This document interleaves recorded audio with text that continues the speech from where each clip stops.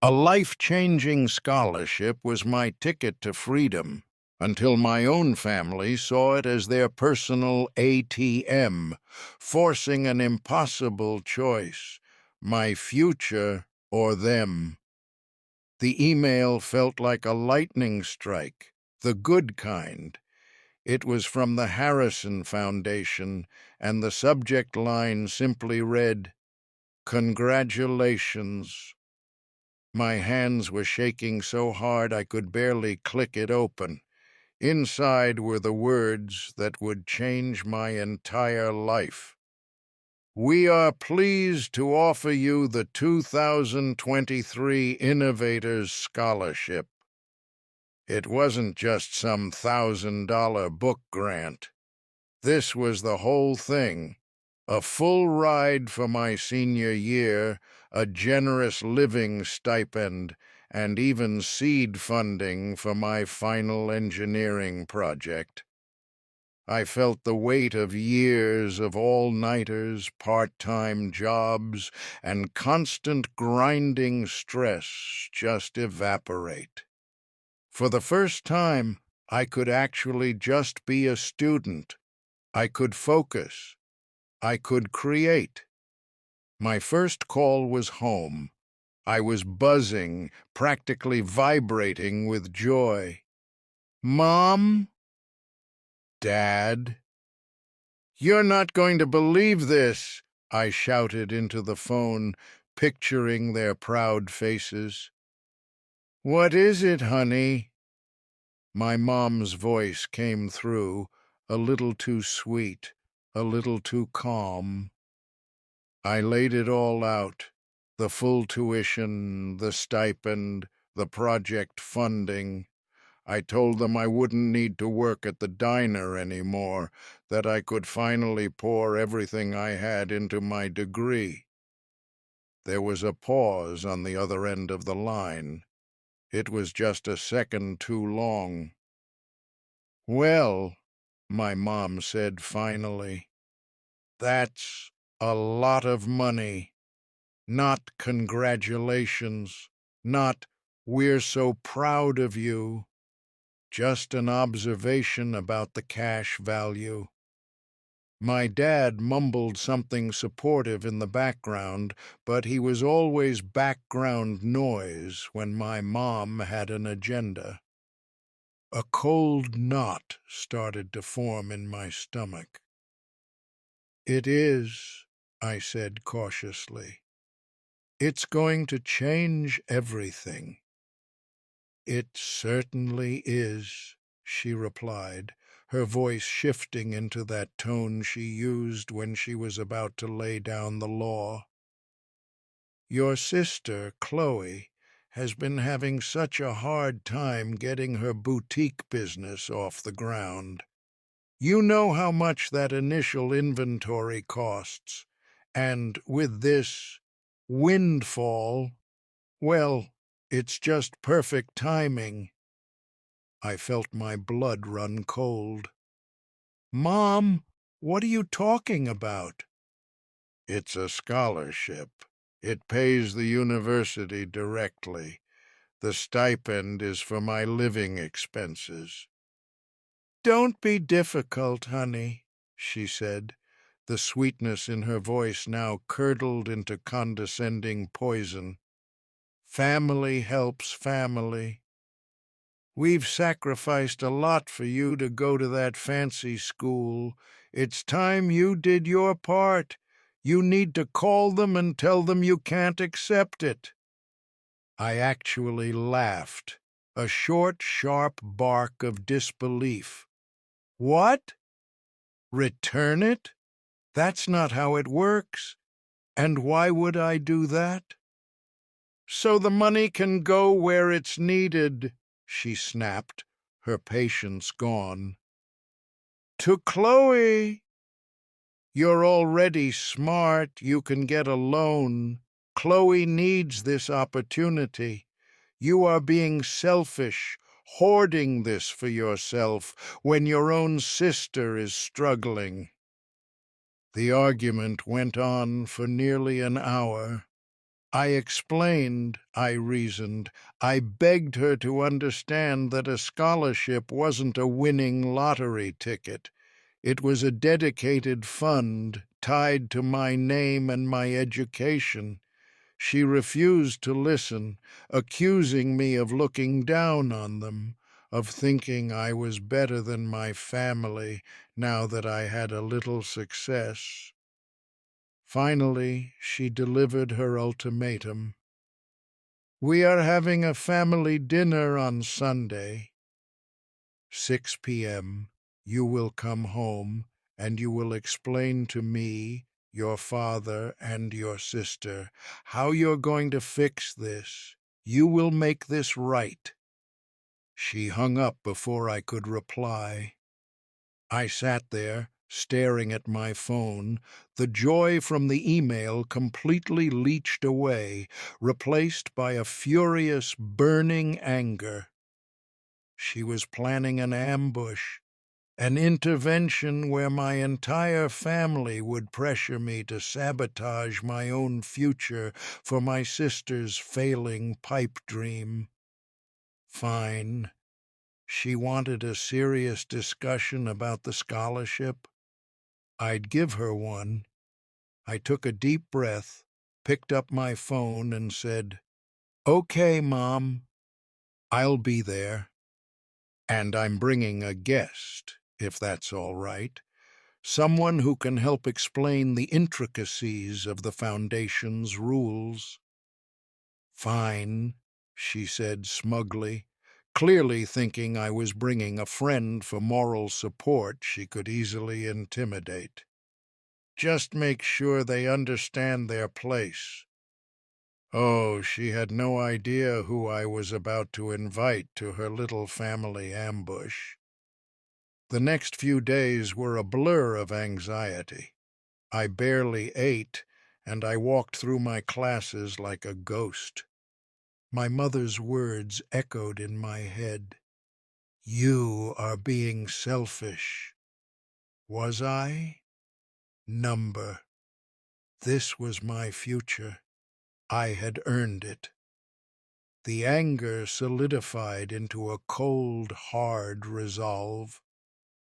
I made the call on Friday morning, my heart pounding against my ribs as I navigated the university's automated phone tree until I finally reached the dean's secretary. I explained as calmly and professionally as I could that I was the recipient of the Harrison Scholarship and that I had a delicate family matter regarding its acceptance that required some official clarification. I was half expecting to be brushed off, but the name of the scholarship was a magic word. I had a meeting with Dean Miller himself that afternoon. Dr. Alistair Miller was a man whose presence filled a room. He had sharp eyes, a neatly trimmed gray beard, and a reputation for being a titan in the engineering world. I laid out the entire story, leaving out none of the ugly details of my mother's demands or my sister's sense of entitlement. I told him about the ambush dinner she had planned. To my surprise, he didn't look shocked. He just listened intently, steepling his fingers on his large oak desk. When I finished, he was silent for a moment. "The Harrison Foundation is one of our most treasured institutional partners," he said, his voice a low, calm rumble. "They don't just invest in projects, they invest in people. They chose you specifically, for them to hear that a recipient was being pressured to misappropriate their gift would be unfortunate." He looked me straight in the eye. "This is not just an attack on your future, son. In a way, it's an attack on the integrity of this college. How about this? You mentioned a dinner on Sunday. What if I joined you? Sometimes a little official perspective can help clear up these family misunderstandings. Sunday arrived like a storm cloud. I drove home, my stomach in knots. When I walked in, the scene was exactly as I'd pictured. My mother was hovering in the kitchen with a look of predatory glee. My sister, Chloe, was lounging on the sofa, scrolling through her phone with a bored, pouty expression, as if my sacrifice was already a done deal. My dad was in his armchair, pretending to read the paper, a human shield of willful ignorance.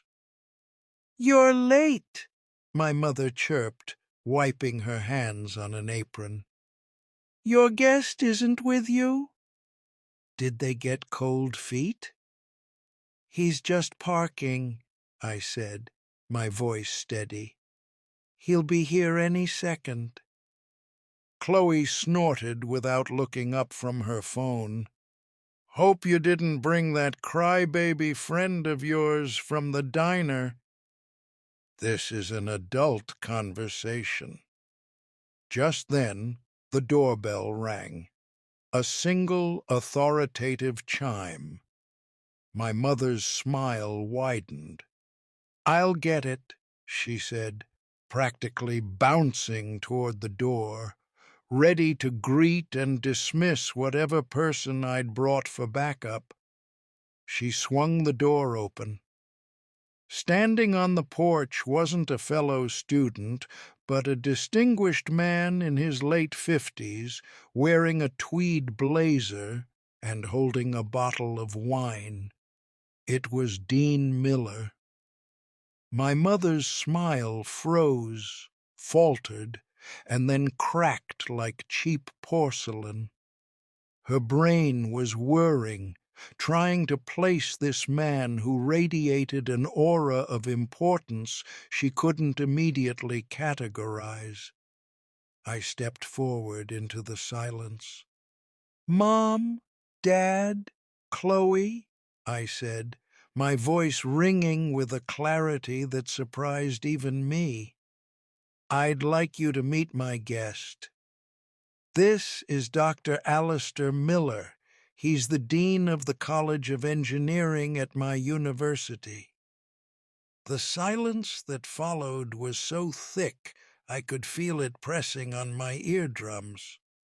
My dad actually folded his newspaper with a loud crinkle, a sound like a gunshot in the stillness. Chloe's jaw was slack, her eyes darting between the composed, smiling Dean and her shell-shocked mother. My mom, for her part, recovered with terrifying speed. The frozen shock melted away and was replaced by a syrupy hostess with the mostest smile that didn't reach her eyes. "A dean!" "Goodness," she gushed, stepping aside. "Please come in, Dr. Miller. Forgive the mess. Had I known we were having such distinguished company, I would have prepared something more." The implication was clear. I had ambushed her. The dinner was the most excruciating meal of my life. The air was thick with unspoken threats. My mother placed a plate of pot roast in front of Dean Miller as if it were a peace offering, while shooting me looks that could curdle milk. She tried to steer the conversation onto safe ground, asking the dean about the university, about his own family, all with a brittle cheerfulness that felt like a performance. Chloe, recovering from her initial shock, adopted a sullen, wounded demeanor. "It must be so nice," she said to no one in particular, pushing a green bean around her plate, to have your whole life just handed to you. Some of us have to actually work to build something. Dean Miller, to his credit, was a master of navigating hostile territory. He was impeccably polite, complimenting the food, answering my mother's questions with bland charm. But he never let her take control. Every time she tried to frame me as the lucky one, he would gently counter, "It wasn't luck, Mrs. Carter," he'd say smoothly. "It was the 400 hours your son put into his preliminary research that won him the Harrison. We were all incredibly impressed." Finally, my mother decided she'd had enough of the pretense. She set her fork down with a sharp click. "Dr. Miller," she said, her voice dripping with faux sincerity, "as an educator, you must understand a family's dynamics. We are so incredibly proud of him, of course. But we've always taught our children that the family is a unit, that one person's success is everyone's success. This scholarship, it's a wonderful opportunity not just for him, but for all of us to get ahead. For Chloe to finally get the capital she needs for her business." The dean dabbed his mouth with a napkin, his expression unreadable. "I understand your sentiment," he began, his calm voice cutting through her narrative. "But the Harrison Scholarship is not a prize to be divided. It is a targeted investment in talent. It is a legally binding agreement between the foundation and your son. Diverting any of those funds, even for a family business, would be a direct violation of that agreement. It would be considered scholarship fraud." The word fraud hung in the air, sucking all the oxygen out of the room. Chloe gasped. My dad sank lower in his chair. My mother's face went white with fury. But the dean wasn't finished. "In fact," he continued, looking directly at my mother, "the foundation is very hands-on. They see this as the start of a lifelong relationship. They're flying all the recipients and their immediate families out for a celebratory gala next month. Mr. Harrison himself is looking forward to meeting the parents who fostered such dedication and integrity. He had laid the perfect trap. He was congratulating them on the very qualities they were trying to stamp out of me. He was inviting them into a world where their greed and manipulation would be on public display." For a moment, there was dead silence. My mother stared at me, her eyes burning with a hatred so intense it felt like a physical blow. The polite mask was gone. The performance was over. "You," she hissed, her voice a low, venomous whisper that carried across the table. "You brought him here to shame me. In my own house." She stood up, her chair scraping violently against the floor. Her hand was trembling as she pointed it at me. "You think you're so clever. You think you've won. You have one last chance. You will fix this. You will get Chloe that money, or you can consider this your last meal in this house. You will walk out that door, and you will never come back. You choose." The money or your family?" I looked at my mother's contorted face, her finger still pointed at me like a weapon. I saw Chloe behind her, a smug, expectant smirk on her lips, already imagining the Shopify order for her boutique's new inventory. And I saw my father staring down at his plate, a man so spineless he wouldn't even witness the execution of his own son's future. The choice she presented was a lie. The choice had already been made for me long before I ever won a scholarship. I took a slow, deliberate breath, the anger inside me cooling into something sharp and clear as ice. I pushed my chair back and stood up, meeting my mother's hateful glare without flinching. "You're right," I said, my voice perfectly level. "It is a choice. And I choose the scholarship." Her face crumpled in disbelief, then hardened into pure fury. "You ungrateful brat! I'm not finished." I cut her off, and the authority in my own voice shocked me.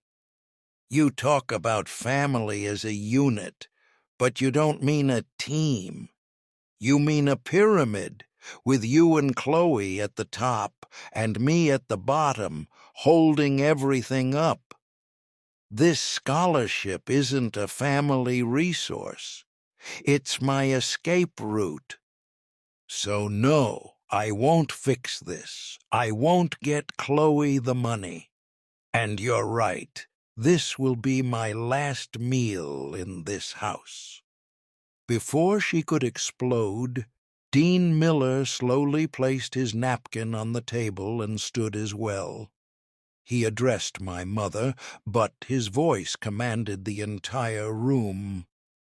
"Mrs. Carter," he said, his tone no longer charming but now edged with cold disappointment, "I must say, in 30 years of academia, I have never witnessed such a destructive and frankly predatory display of parental pressure." My mother sputtered, speechless. "The gala I mentioned," he continued, "is not just a party. It's an event to celebrate the values the Harrison Foundation champions: innovation, integrity, and personal perseverance. The families are invited to be honored for fostering those values." He paused, letting the words hang in the air before delivering the final devastating blow. "Given what I have witnessed here tonight, I will be officially informing the Foundation that while their chosen scholar will be attending, his family has respectfully declined the invitation. It would be inappropriate for you to be there under false pretenses." That was it. The final door had slammed shut. He hadn't just supported my choice, he had invalidated theirs. He had taken away the one thing my mother might have salvaged from the wreckage: the social status, the ability to brag about her son's success. There was nothing left but her own ugliness, exposed under the dining room lights. I didn't wait for the fallout. I turned my back on my mother's silent, incandescent rage, on Chloe's stunned mullet expression, and on my father's pathetic, silent profile. I walked to the door with Dean Miller right behind me. I didn't say goodbye. As we walked out into the cool night air, the dean placed a hand on my shoulder. "You have a family at the university that is proud of you for who you are, "Not for what you can give them," he said. "Let's go get your future started." And I did. I never went back. The silence from them was absolute. But my life became loud and full. I poured everything into my project, surrounded by people who challenged and supported me. The stipend that was supposed to be a point of contention became my security, allowing me a freedom I'd never known. 6 months later, at the Harrison Foundation Gala, I stood on a stage under bright lights, accepting an award for my preliminary research. I looked out at the crowd of smiling, supportive faces, and for the first time, I felt truly, completely, and unapologetically at home.